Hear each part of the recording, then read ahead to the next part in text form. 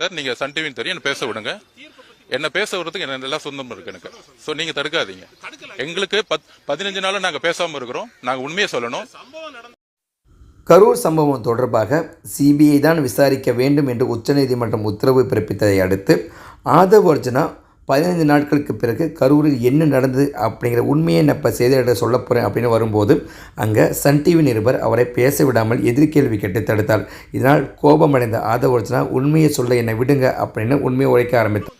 Sir நாங்க பேசணும்னு நினைக்கிறேன், இவர் கொஞ்சம் அமைதியா இருக்க சொல்லுங்க. எதுக்காக நீங்க இப்படி தடுக்கிறீங்கன்னு எனக்கு தெரியும். நீங்க அலோ பண்ணுங்க, நாங்க பேசுறதை கேட்கிறோம், நீங்க அமைதியா இருங்க. சோ கரூர்ல இந்த இன்சிடென்ட்டுக்கும் இந்த தீர்ப்புக்கும் சம்பந்தம் இருக்கு. அதை நான் மக்கள்கிட்ட வந்து பதிவு பண்றேன். கரூர்ல போலீஸ் காவல்துறை தான், கரூர் காவல்துறை தான் எங்களை வந்து வரவேற்றாங்க. இது எந்த மாவட்டத்திலும் நடக்கல. அவங்க தான் வந்து வரவேற்றாங்க. அவங்க தான் வந்து திட்டமிட்ட இடத்துல கொண்டு போய் அந்த இடத்துல நின்று பேசுங்கன்னு சொன்னாங்க. ஒட்டுமொத்த காவல்துறையும் வந்து ரோப்பை கொண்டு போய் கொண்டு வந்து வச்சா எந்த இடத்துல நிப்பாட்டினாங்களோ அந்த இடத்துல நிப்பாட்டினாங்க. தலைவரும் எல்லாம் கம்ஃபர்டபுளான்னு கேட்டுட்டு மேல இருந்துச்சு பேச ஆரம்பிச்சாரு. அப்படி தவறுகள் இருந்தா ஏன் காவல்துறை கரூர் மாவட்டத்துடைய எல்லையிலேயே வரவேற்கணும்? Number 1 question. அப்ப பேச ஆரம்பிக்கும் பொழுதே தலைவர் எப்பொழுதுமே மக்களை பார்த்து தான் பேசுவாரு.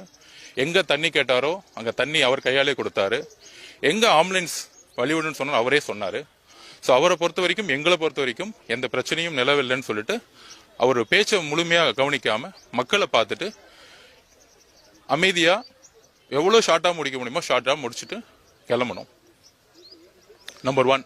நம்பர் 2, இந்த இடத்தை எந்த அளவுக்கு ஃபோர்ஸ் பண்ணி தமிழக வெற்றி கழகத்துக்கு கொடுத்தாங்கிறதுக்கான ப்ரூஃபை நாங்க வந்து உச்சநீதிமன்ற தலைமை நீதிபதி கிட்ட நாங்க வந்து கொடுப்போம். ஏன்னா எங்களுக்கு ஏன் வந்து தமிழக அரசு மீது என்கொயரி மீதோ நம்பிக்கை இல்லை அப்படின்னா, இந்த இஷ்யூ நடந்த பிறகு எல்லாரும் சொல்ற மாதிரி இவங்கெல்லாம் ஓடிட்டாங்க, அது வெல்ல. எங்களுடைய மொபைல் நெட்வொர்க்கை செக் பண்ணலாம்.